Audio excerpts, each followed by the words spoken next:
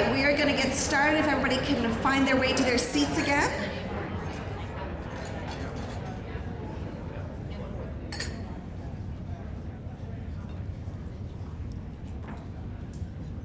I hope everybody had a chance for another cup of coffee and another raffle ticket. Not that I'm pushing them or anything. But I hope that you got a chance to stretch your legs a little bit, do a little bit of networking. There'll be an opportunity afterwards for people to do a little more networking as well. So welcome back. I'm now delighted to introduce Greta Teller from Boston 2026, the host organization for World Cup in Boston and Foxborough, for what I know is a much anticipated presentation. Greta currently serves as Boston 26's Director of Community Celebrations, where she leads the development of community-centered celebration experiences tied to this summer's World Cup. In this role, she works closely with cities, neighborhoods, and regional partners interested in hosting community celebrations, helping determine the appropriate level of engagement and support for each community. She assists in shaping the delivery models, collaborating with cross-sector partners to ensure alignment, accessibility, and long-term community impact to ensure celebration programming is both operationally sound and legacy-driven. Greta has been one of the team at Boston 26 that we have been working with for over a year now to create a regional fan zone in Metrowest. So welcome, Greta.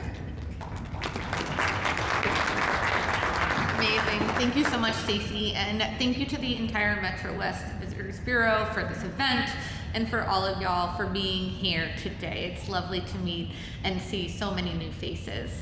This photo always cracks me up because it's a reminder that the sun does exist and one day we will see it again. So let's get right on into it. So Boston 2026, right? That is the host committee. That's who I work for, who is really overseeing everything about World Cup coming here to the region this summer. Today's presentation is going to be a lot of numbers and data and helpful information, I hope, for y'all. We're really gonna kind of focus in on information specific to economic impact, to what we can all in this room start to plan for and consider, and then also community celebrations. I think that Kate and Carrie have really set this up for me to have a very nice, easy speaking piece here today. So hopefully you find this information as helpful as I know many in other rooms have. So introduction, obviously here we are. So Boston 2026, as I mentioned, this is the organized committee, we'll call it, that was really designed and defined as a Foxborough Gillette Stadium, aka Boston Stadium, which we'll talk about in a little bit.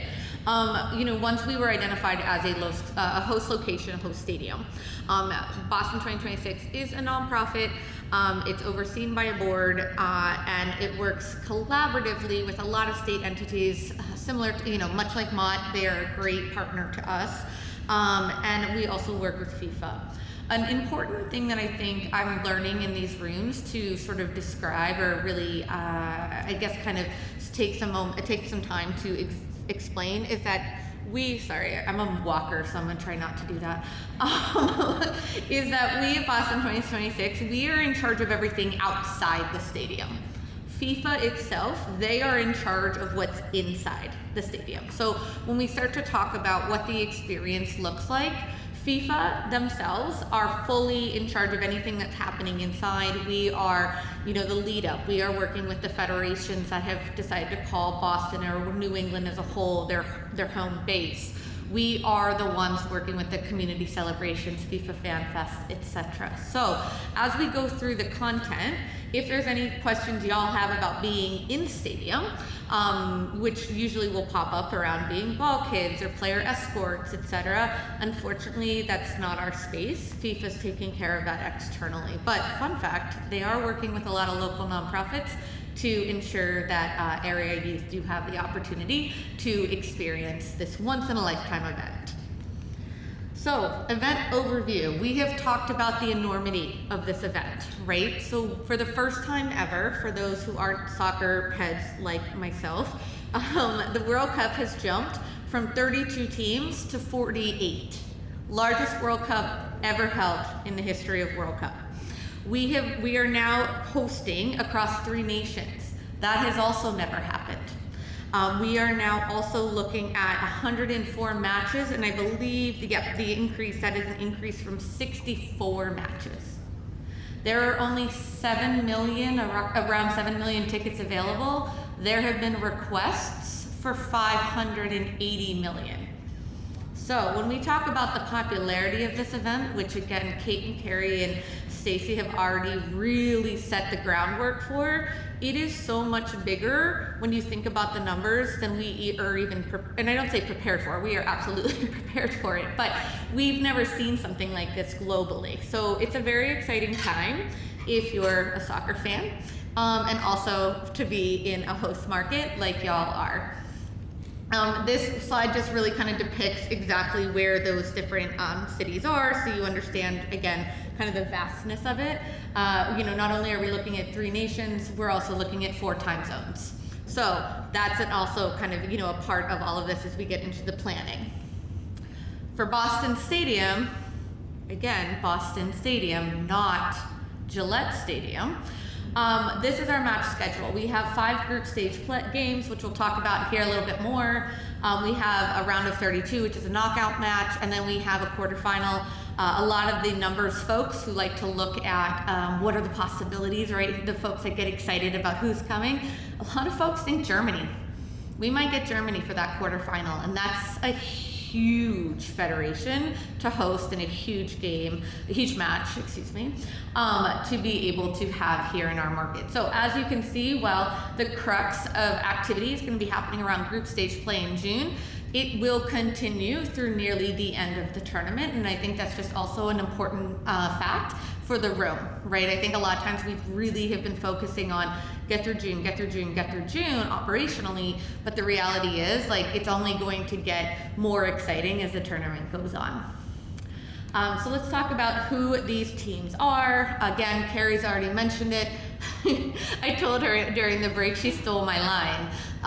Scotland is coming. I can't even, I love that she provided the data. I will provide you the storytelling. I played soccer at Boston University. I coach now all over the place. So I love the game. I love the culture.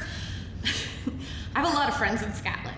And if one more asks me to use my apartment this summer, I don't know what I'm gonna do. They're like, we'll sleep on the floor, we'll do this. I'm like, I know what y'all are about. You're not gonna come in and trash my place in Rossi. Also, I'm not that close to Foxborough, which brings me back to the concept of Boston Stadium.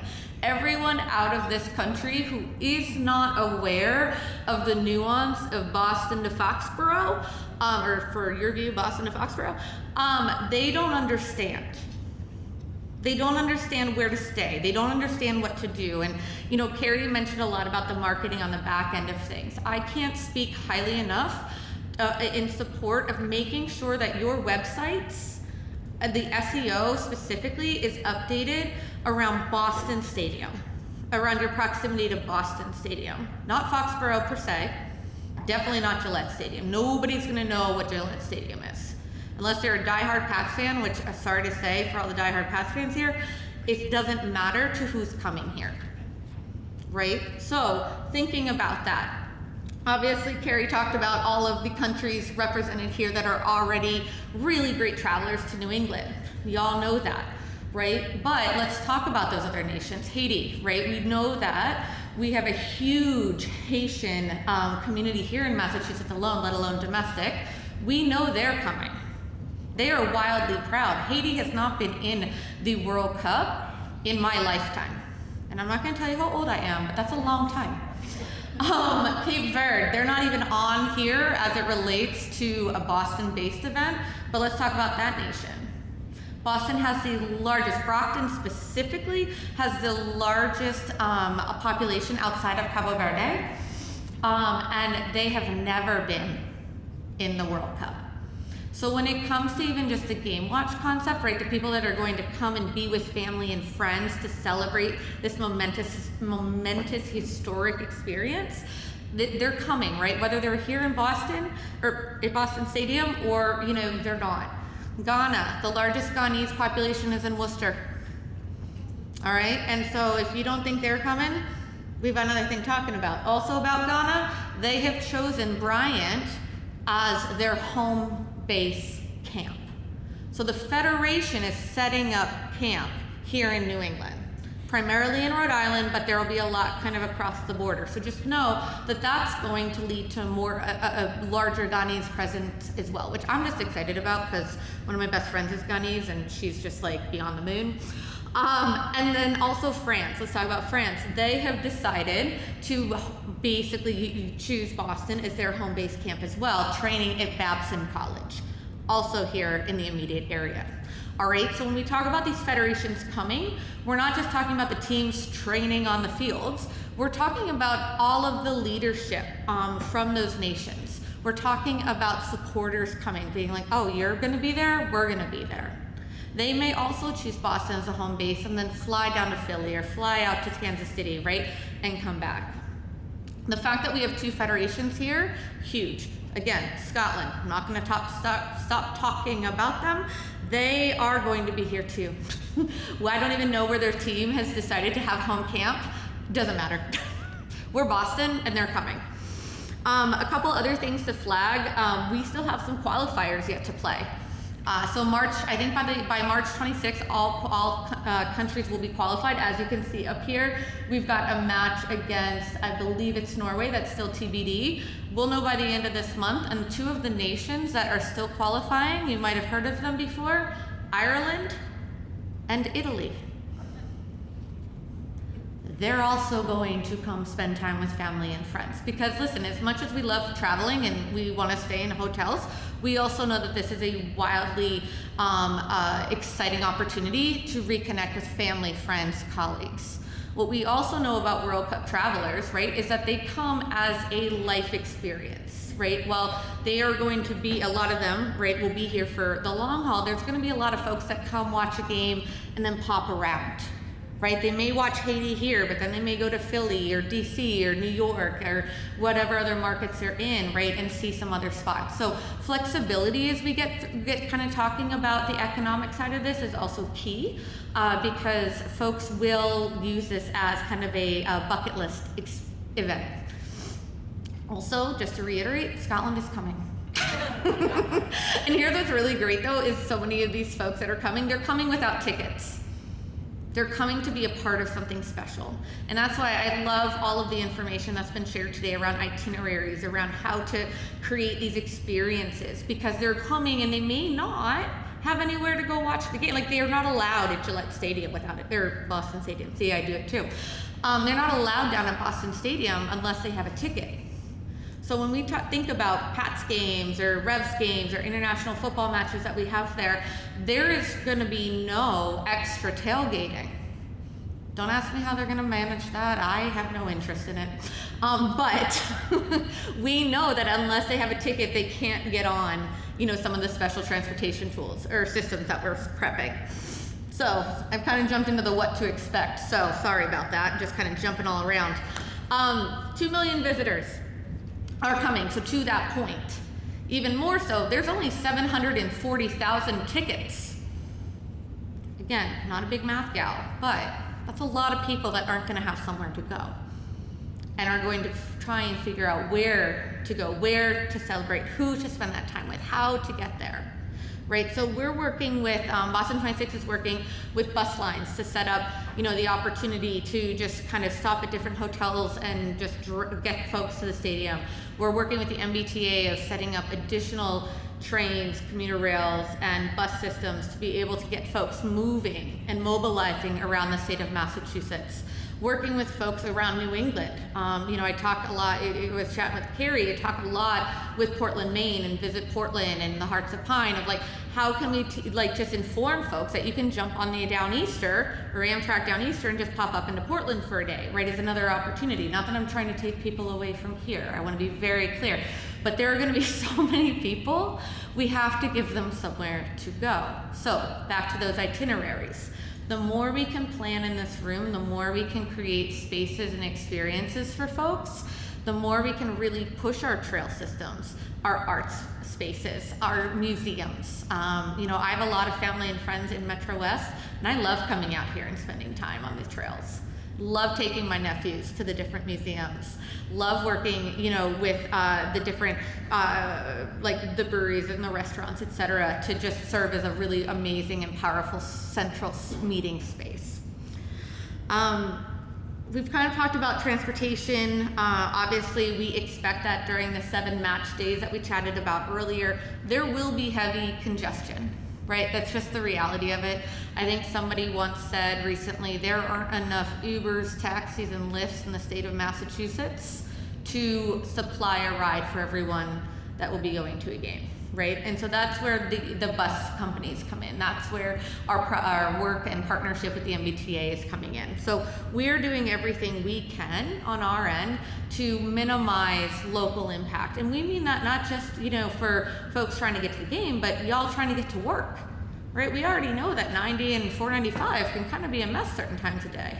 Now you start to take into consideration the 5 o'clock kickoffs, the 7 o'clock kickoffs, right on, especially on a weekday. So we are doing our best at Boston 26 to plan accordingly and get ahead of it. We're working, like I said, with the state around a lot of that. As it relates, I'm just trying to think about what else. You guys can all read this. I don't like reading from slides, but I do like making sure that I'm hitting the points. The hotel capacity, we'll talk about that. I'm working with the city of Chelsea on some community activations. They were completely booked out. Their hotels were booked out in October, which again kind of comes back to that concept of, oh, it's in Boston. Oh, I'm booking in Boston because it's Boston Stadium. There's a lot of information that needs to continue to be shared, and I take, on behalf of the organization, ownership for that. There's a lot of just reality here for us about the folks coming in that actually don't know where to stay. So again, coming back to the SEO, coming back to working, as Carrie mentioned, with some outside support, finding the opportunities that you can to really think about what does it mean for your entity, right? Be it a hotel, be it, an event center, a restaurant, a bar, whatever industry you exist in, how can you make your space more accessible, more researchable. I talked to the guy at Topgolf I think technically they're in Westwood, a couple weeks ago, and he's like, hey, so what do we do to get people here? I'm like, let's talk about your social media. What's your digital footprint look like? How are you talking about yourself, right? That's all you have to do, because we know for the most part, for a lot of individual entities, it's all going to line up with your digital marketing strategy, or in your SEO updates. So I'm gonna keep saying those words, even though even I hate them at this point. So please do an audit. Think about how are you talking about what is going on, what is coming, what you offer. Economic impact, this is not to say it's stake, but this is what's coming. $1 billion, over $1 billion in economic impact.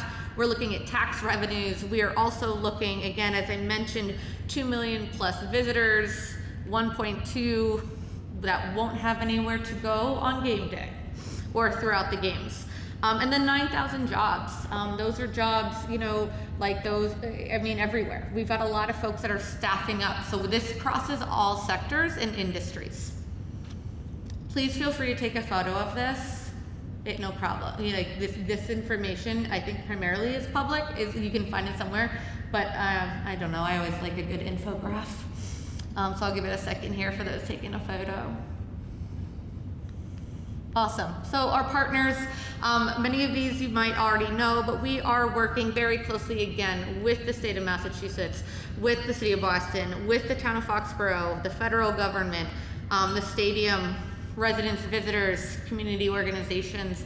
I do a lot with the community organizations, youth sport programs, municipalities, and residents around the celebration site, which we'll talk about here in a moment. We're also right now doing a lot more with foreign dignitaries. I don't know if you all know this, but the city of Boston and Worcester have a lot of embassies and consulates in place. So actually right now in Foxborough, they're hosting the Haitian embassy. So continuing to make sure that there's open dialogue with those folks, those nations that are coming here, and making sure that we are properly preparing. Right, we need to we think a lot about how are we translating all of the information? How are we making all of what we're offering as accessible and inclusive as possible? Because as Senator Roush mentioned earlier, there is a big elephant in the room around safety, and we are thinking and working consistently with all entities involved to ensure that folks feel safe, feel welcome. And I'm going to steal, I think, Kate, it might have been your line, but that Massachusetts is in fact open for business. And maybe it wasn't your line, maybe it was Senator Roush's line. But it's been a lot of amazing speakers up here tonight. I've been trying to or this morning, excuse me. I don't know what day or time it is apparently. So, but this is what we're doing, right? And so to that point, it kind of jumped into it, safety and security.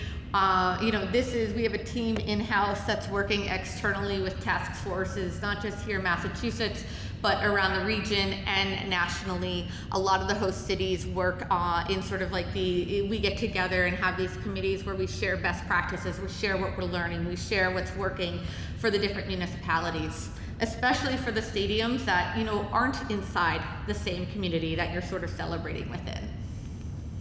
Transportation, again, kind of talking through this again one more time. So event trains, we will have the Foxborough, the Gillette Stadium, the whatever we're naming it. It will have an official name for the tournament that hasn't been released yet, but we will have that Foxborough Gillette Stadium stop open for the commuter rail, and we will have trains go in there pretty consistently. Please, again, I see I'm a big take photos of these slides, so please don't hesitate. We are also, again, like I said, working with a bus system that'll have ample stops. I'm sure there are plenty of hotels in this room that, if they haven't already been in touch with you, they will be in touch with you. There's just a lot of contracts and agreements still kind of underway on the legal side. Now the fun part. This is what I do. I'm a big fan of the fan side of things, right? So what we announced about 2 weeks ago, I think now, again, time's a bit of a blur. We will have a fan festival in downtown Boston on City Hall Plaza. Right now, the hope is to have it open for about 16 days or so. We're really working with FIFA and the city and the state to align accordingly. We will have Game Watch activations there. We will have sponsor activations there. We are working through a lot of other creative ways to highlight and celebrate our city, not just through sport, but through culture, because that is really important, especially when you think about the opportunity to celebrate the diversity of our state and our region and the diversity of the teams coming here. We are also I work with a lot of organizations, Stacey's included, you guys here, around what can we do around Game Watch events. So a couple things. One, Game Watch events can happen a few different ways. One, if you are a bar restaurant, like if you're in the hospitality industry in any way, and you have TVs and you already have the Fox package, you can just have the games on. It's great. No fee, no license required, no nothing. If you are a larger entity, like the Metrowest Visitors Bureau, and you want to bring in a screen and you want to make a big community event out of it, you have to apply for a FIFA public viewing license to access the rights to then show the game on these screens, right? Because it's going to require access to some different links, et cetera, et cetera. What we know right now is there are a lot of requests going in. FIFA is in charge of those requests. We are not. They go to the office down in Miami, and we just sort of all sit around and wait. We still haven't heard anything. Fun facts. But what's really exciting about that opportunity, right, is that you get to create something bigger and greater than just sort of piling into, for anybody from Boston, like a JJ Foley's, which is a great soccer watching spot, but now you can do something bigger. Massachusetts Youth Soccer is actually organizing right now. I don't know if anybody here is familiar with them, but they're the state association that oversees all soccer, registered soccer in the state. They have organized a road show. Right now they've identified 10 communities that will go from Northampton out to Barnstable. And they have a mobile trailer, mobile screen on a trailer that they will be traveling with. And so they'll show up in these communities. They're working with the towns around permitting a public site. So it'll be a lot of parks. It may be some high schools or community colleges, depending on the town. They're going to activate play. They're going to have the Game Watch. They're going to have food trucks. They're going to have face painting. And if they can, depending on funding, they're going to have some cultural components as well. Within the play space, they are ensuring that it is all inclusive and unified.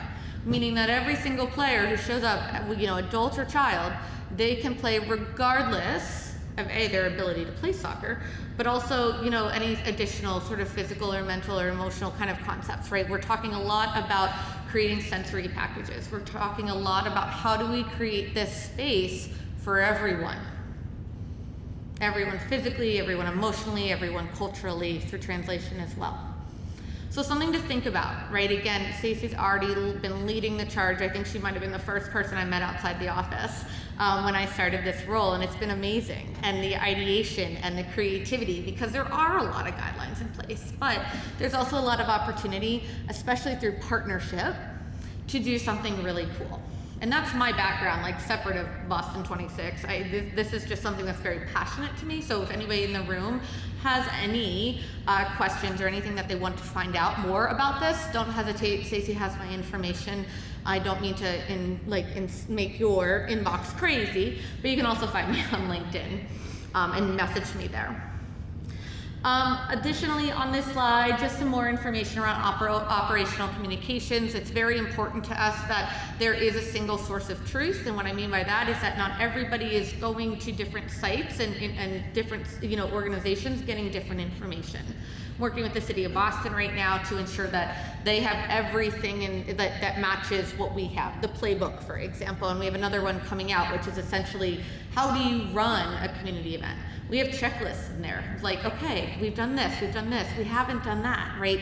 So that is accessible. Stacey, I invite you, I don't know if you have or not, but please don't hesitate if you want to just upload that to your website or share it in any way. I know Mott has shared it previously, and we, like I said, we'll have a second version going out very soon. It's in final reviews, but I usually do this for about 6 weeks till it's done, and it will be in several languages. Additionally, the fan marches, we are still sorting through that, but the idea here is that in downtown Boston specifically, we will work with embassies and cultural committees to really share and showcase the nations that are coming here to play at Boston Stadium. Another fun fact is that other communities have decided to do the same. So the city of Revere, home to one of the largest Moroccan communities in New England, they're actually going to be running a pep rally, which is my favorite concept, a pep rally the night before Morocco plays at Boston Stadium. So again, you think about who's in your town, right? We know the numbers about Brazil here in Framingham. I remember I was working in women's professional soccer a long time ago. Does anybody in here remember the name Marta? Or know the name Marta? Nice and high. Yes, thank you. One of the greatest female players to ever play. We were recruiting her to come and play for the Boston Breakers, and I got the really fun job of doing all the data. And I was like, I learned so much about Framingham during that, and we were so excited to pitch her because we're like, come here. She's from Brazil, right? Like, come here, please play here. She didn't. But when she did, we had the largest numbers ever, and a lot of them from the Framingham area. And being in the crowds that day at Harvard Stadium was so special because I think I heard, more Portuguese being spoken than English. And when you're in those moments of like a cultural sporting event, it's a very special thing to sort of be in that space. But again, that was 2009. So you think about how the game has grown since then, and that's what we're in for in the best ways. So how to get involved, the things we love. So we are looking at organizing information around local businesses, right? So we are looking at event management, catering, transportation, security, sanitation, and event production, right? For different, to support different attributes and aspects of the games. We have an information on our website. I'm trying to think, it has a link there, fantastic. Please go and check that out. Please feel free, if like you feel that it aligns with you, please feel free to fill it out. We have, I'm not saying we have to as in like we're regulated to, but one of the things we're trying to do is give folks somewhere to go to find information. Again, this is where the hotel piece especially comes in, where people are like, well, where do I stay? Right, we will have sponsors coming in. Hyundai, let's go back to Topgolf. I found out that Hyundai has reached out to Topgolf, like just sight unseen, saying, hey, we're a sponsor, we're coming in with a whole bunch of people for X games. We'd love to use your event as like a pre-game activity. So you think about all the different Topgolf style businesses here and opportunities and experiences here. So making sure that we as a collective are sharing what we're doing, sharing it as an opportunity for visitors, for sponsors, for folks that are just coming in and want to watch the game in a community that represents what they feel they want, what they want to be a part of. Again, I think about the Brazilian community. We don't have Brazil here, but you bet that the Brazilian community here in Framingham is going to be buzzing when Brazil's playing. The business readiness reports, this is currently underway. We're working on another toolkit.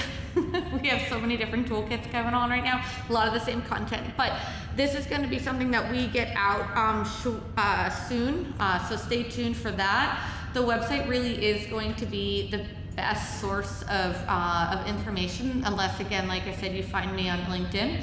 And then I can put you in touch with our commercial side, our government relations side, etc. I, on the community side, get to be the one that goes out into the community, so sorry if I don't have all the answers for everything. And then ticketing and hospitality, one of the things they all love to make sure that we touch on is there are still opportunities available. So please consider what your needs are, consider what your hopes and dreams are for this, and think about what makes sense and how might you want to engage to be involved. Lastly, legacy and lasting impact. This is also something I'll just speak personally, I care a lot about, right? We're bringing the World Cup here, and then what? Right, I think Carrie, you kind of mentioned it, where it's sort of like, cool, the World Cup's coming, but by July 20th, it's over. And all of this planning and all of this work and all of this thinking and creativity, while wildly important and like an amazing sort of 60 days of opportunity that exists, it's on sort of to the next. And I say that with deep respect because it's the same for all of us, right, working in this space. So thinking about what might happen next, what are we hoping for next? And that's what we're working on at Boston 26, not just for us, but for the community. Meet Boston has launched the Greater Boston Sports Commission, and the idea here is that we now have an entity that is going to promote not just Greater Boston, but Massachusetts as a whole to the world, to the nation, as an opportunity for bigger events, for drafts, for NCAA championships, for more professional sports teams to come, which, by the way, in case you weren't aware, women's professional soccer is back and is kicking off on March 14th, also at Gillette Stadium. It's a lot of soccer happening. So it's a really exciting time to be involved, I think, in sport, and a great time for the Greater Boston Sports Commission to really get its legs underneath it and start to put itself out there. We also, on the bringing communities together, right, it is a very divisive time, but sport really has the power to heal, to change lives, and to build community. For me, I've been doing this work for 20 years because I believe in that. And it's a really amazing thing. And I challenge everyone in here to think about, okay, above and beyond, sort of the economic impact, is there something else we want to be a part of? Is there something else we want to think about? Do we have partners in a way, or partners that are thinking about this in a long-term, effort? Because in 5 years, the Women's World Cup is here. In case you didn't know that. We will know the communities in May, that's what FIFA tells us, but it is coming back, right? The World Cup is coming back, and it will be a larger pool at that, or a larger national representation at that point as well. We also have, obviously, the LA 28 Olympics coming up in 2 years, so when we think about the power of sort of sport-based tourism, and what we have in this room as an opportunity, it's pretty powerful and very exciting. So just more to sort of think about. And with that, that's the end of the deck. Thank you all for bearing with me. I'm just going to make sure my notes here, I want to always, Stacey and I had some great conversations in advance about what matters in this room, and I just want to make sure, I don't know if the Q&A is happening now or later, but now? Give an update on Metrowest first. Oh, I love that, Stacey. It's very important. So anyway, we will have a little bit of a Q&A, but again, thank you all for listening. Thank you all for going through the deck with me. And again, I don't know if we've said this enough yet, Scotland is coming. Get your beers ready. Thank you, Stacy. Thank you so much. We really appreciate that update. I'm hoping that you all are as excited as we are by what is coming. I want to take an opportunity to talk a little bit more specifically about Metrowest and what our plans are regarding this. This year has been quite the learning experience for me. Before this year, the most I knew about soccer was what I had learned from Ted Lasso. So I do not have 20 years of soccer experience backing up this. So it's been very interesting. Carrie on my team has been my soccer whisperer and has explained things to me. I have been told that if Brazil loses, there is a chance they will be here. We don't want Brazil to lose, but it would be really cool if they were here. So we've got lots of things that we're planning on, things that we know, things that are still up in the air based on how matches play out. In case you don't know, there is a separate organization called Road to 26, whose job it is to pull in exhibition matches and get people excited about World Cup coming. There is a Brazil versus France game that is an exhibition match that is being played at Gillette, because it will still be Gillette at that point. In March, we actually we've been partnering with them, and so we have actually started kicking off our marketing regarding World Cup, starting with marketing that game. So we have been partnering with Road to 26. We did an online ticket giveaway for 2 tickets and some Brazil team swag, which was very well received. And then they are also kind enough to donate 2 additional tickets and some France team swag to our raffle. So that's part of what's going in that World Cup basket that we have going off today, as well as Boston World Cup very kindly donated one of the official Boston World Cup soccer balls and team scarf. So we've got some very exciting things coming up. So we've started our marketing already by marketing this Road to 26 game, and we will continue from there. So what have we got planned? We have a lot of things planned. People have already talked about the games. I'm not going to go through the list of who's coming, but we know who's coming. This is not like 7 Pats games in a row. This is like 7 Super Bowls in a row. So people have to wrap their heads around the fact that this is not local people coming to a game. This is travelers and visitors coming in for a game. As Greta already mentioned, a lot of people will travel without tickets. What we have heard about these travelers is that you will get a family. So you get a family of 4 or 5 or 6 people coming. Maybe 2 people got tickets to the game, right? It's a lottery system. And those other people need something to do. So part of what we're trying to accomplish is to get people to stay within the region, to play longer, to spend more money, and to give something for other people in that party that might already be going to the game, something else to do, as well as people who don't have tickets at all, but are coming because they just want to be part of the excitement. Right? So to that end, we want to capitalize on that by creating a Metrowest regional fan zone. So this is essentially a watch party with a surrounding festival. So we're going to have a Jumbotron, as well as food trucks, a beer garden, activities, arts and crafts and other vendors, all in a specific location. We've been working very closely with the city of Marlborough and the town of Franklin, which are going to be our 2 locations for it. They are going to be on separate dates, so we're not overlapping dates. And we're going to have different offerings at each, the hope being that people will visit both, right? We will definitely be getting residents who will come out for this. We will also be getting Massachusetts-wide residents, not just Metrowest residents, and we are also going to be capitalizing on the visitors that are coming in. So this traveling fan zone is going to be in Marlborough from June 11th to the 13th. They will be at Kelleher Field. It's going to be that's the kickoff weekend for the games, and it's going to be a very, very exciting couple of days. They're going to be showing 4 matches. So a US game, a Gillette game, a Brazil game, and a Mexico game. So for the residents of Metro West, I think they're going to go nuts. They're going to love this. Franklin's Fan Zone will run on Thursday, June 25th and Friday, June 26th, and we'll show 2 matches each day, so they'll have a total of 4 matches. There's a break of about an hour or so in between each match, and they're gonna have some live bands playing live music, so it's gonna be this festival atmosphere the whole time.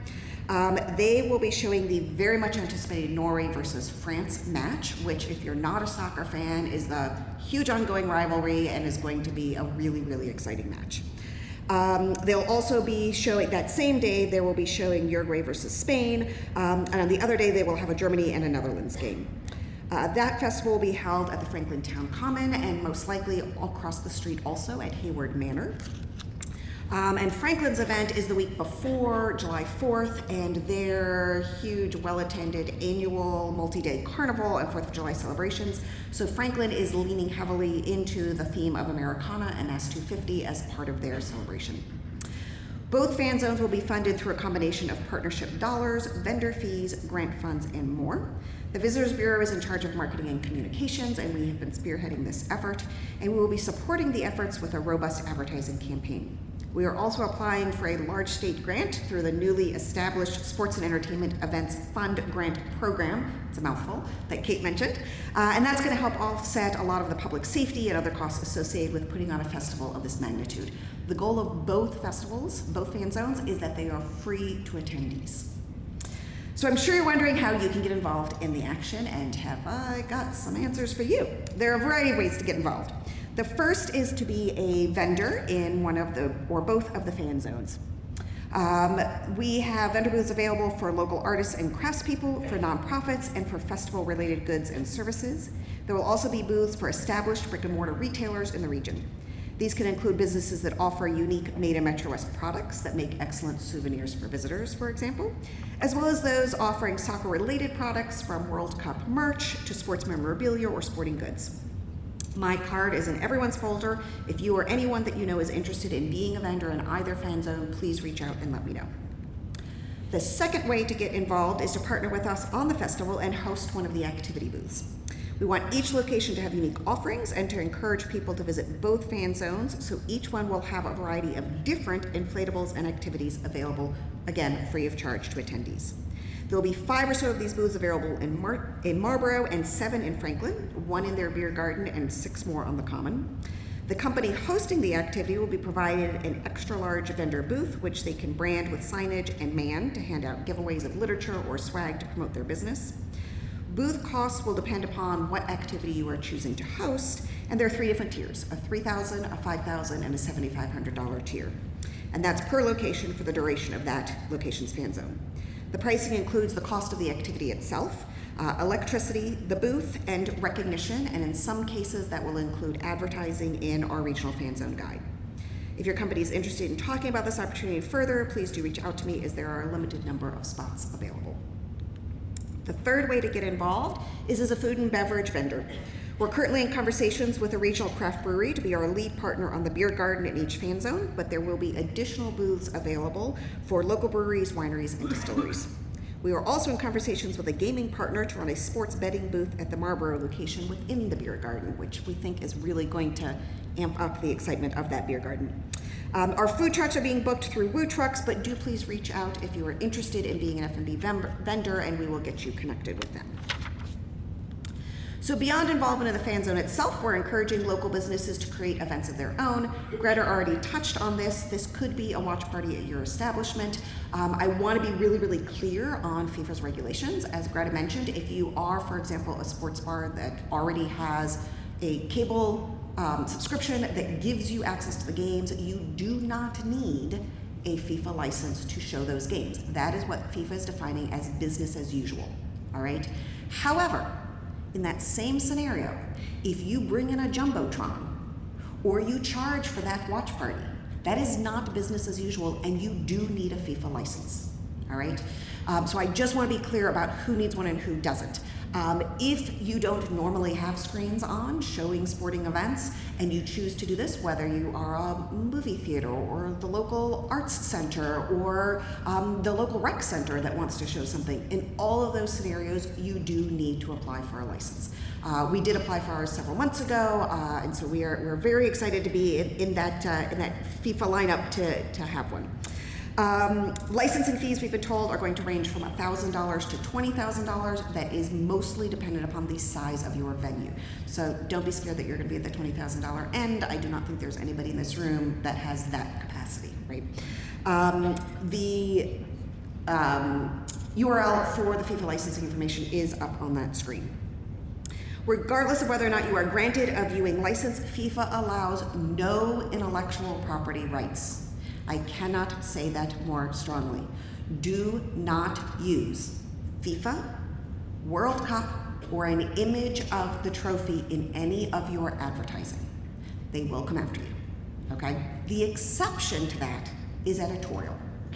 So if you want to put out there a social media graphic that says, come to the soccer watch party, that's terrific. You can say in the editorial, we are showing the FIFA World Cup game of Norway versus France. That is fine. You cannot put it in your headline, all right? When in doubt, look at the FIFA regulations, but they have a cadre of lawyers whose only job it is to go out and find people who have messed up. So don't mess up. If you do hold a watch party of any variety, even those that are business as usual ones, please let us know. We want to make sure that we are promoting everything that is going on in the region. We are also making available the Metrowest Fan Zone logo for all businesses holding events to use it to help unify and amplify the efforts and the messaging across the region. You can also get involved by holding related events that are not watch parties. We have already had conversations with a few towns that are interested in creating soccer-themed activities, events, celebrations, and more. Just like watch parties, please keep us in the loop so that we can help promote the events that you are creating, and feel free to use the regional logo as well. The final way to get involved is with our Metrowest Regional Fan Zone Guide. This guide will include detailed schedules and information on the fan zones in both Marlborough and in Franklin, as well as a list of watch parties around the region. We will also include listings of attractions, restaurants, and retailers around Metro West to encourage visitors to stay and play longer when they come. There are a limited number of both listing spots available as well as display ads, so if you'd like to be involved, I encourage you to reach out early to secure your spot. We've included a media kit in your folder that has pricing information on that. We plan to print in English, Brazilian Portuguese, and Spanish for our versions, with a total print run of 12,500 copies, which we will provide to any local hotels interested in having them for their guests, as well as community locations like libraries and in the fan zones themselves. If you're interested in having copies at your own business, please reach out so that we can set some aside for you. A digital version will be available this spring on our website, as well as on the official Boston World Cup website and on Meet Boston's website. Meet Boston is the CVB for Boston. And then D&E is also going to help us to push it out to the international market. We will promote it on social and through our ad campaign. So we have 5 minutes. 5 minutes for a couple of questions. So Greta, if you want to come back up, I know that there are loads of questions, and I'm sorry that we will probably not get to everybody's, but are there questions in the room that we can answer a few of today? I just have a question. We did have a copy of the notes that you presented. Today's deck? Yes. Next week, I don't know that I'll get to it tomorrow, but next week I will definitely send out the slide deck to people. Absolutely. All right. Any other questions from anybody else? This is much quieter than I thought it was going to be. Okay, we did have a question that was submitted. I'm gonna ask you to come back up. We did have one question that was submitted ahead of time that was not actually addressed in the presentations, and I'm going to throw it to you, which is, because the games are in Foxborough, is there a sense of where most of the tourists are planning on staying? So do we know? No. Fun. There it goes. Hi, everybody. So right now, what we have is only conversational narrative, right? We're not able to track exactly who's coming where. There's a lot, as we talked about, around visas, etc.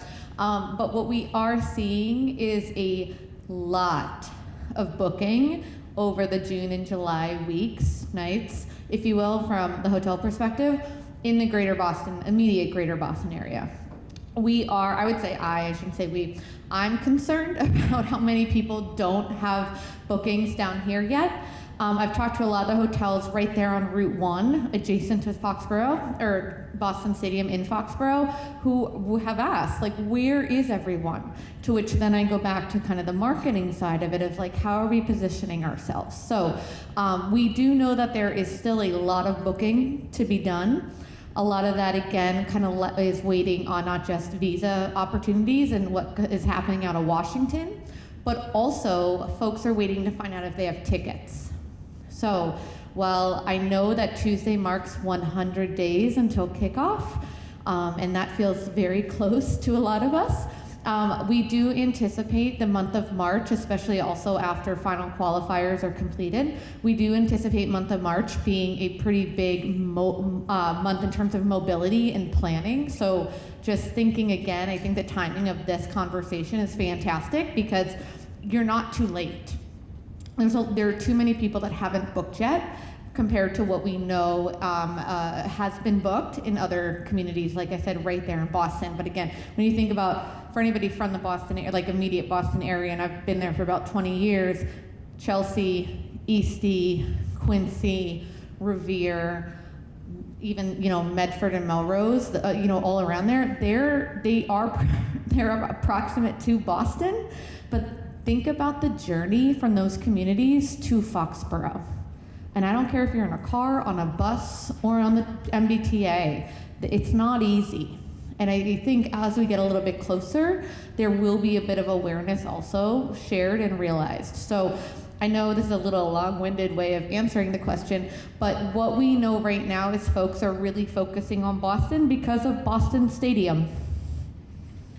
And that is, again, that's a storytelling opportunity, I'll call it. And it's a story that we're focused very heavily on telling, right? To help communicate to people, to educate travelers that Boston Stadium is not actually in Boston, right? And so it's part of what we will be doing through our ad campaign. For any of my hotels in the room, we all are doing some specific World Cup advertising this spring. If you want to get involved on that as a co-op advertising opportunity, please let us know. And keep me abreast. It doesn't have to be in a public forum, but keep me abreast of how your occupancy rates are looking like, if you're having blackout periods, or if you have minimum night stays. It's useful for us to know that when we're helping to market you. So we really are focused heavily on trying to educate people. And Boston World Cup has been great to say that they are more than happy to put our information on their website, so it's not just the information coming out of Boston itself, but things that are coming out of our region as well to help educate consumers. So we will do the best that we can, and we are very excited about what's coming, and we hope that many of you in the room will get involved in what we've got going on, and really have a phenomenal set of games. So thank you very much, Greta. We appreciate it.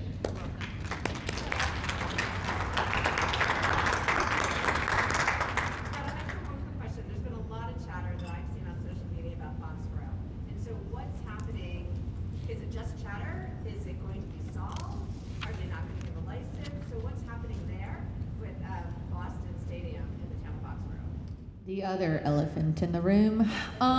So where we're at right now is it is being there's a lot of conversation and problem solving being had out of our board and leadership in as it relates to the town of Foxborough, the state, and also just impact from just kind of the government in general. So there should be. We're all hopeful that we have an answer soon, but unfortunately, I don't have one that I can share with you at this point.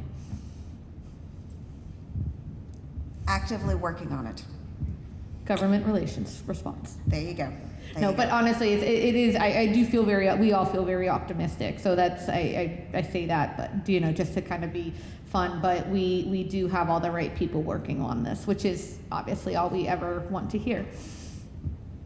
All right. Wonderful. Thank you so much. We are very appreciative of you being here and giving us an update. And for anybody who wants more information, obviously reach out to myself or to Greta, and we're gonna kill it. So great. Sorry, and last reminder: anybody that's applying for that grant with Mott, I know Kate mentioned it earlier as it relates to community celebrations, etc. Just want to put another reminder out there. The deadline is Wednesday, March 4th. So please, if it's something that's on your table or on your kind of to-do list, don't forget about that, because it's a great opportunity to do more, and ideally more all together. So thank you for having me.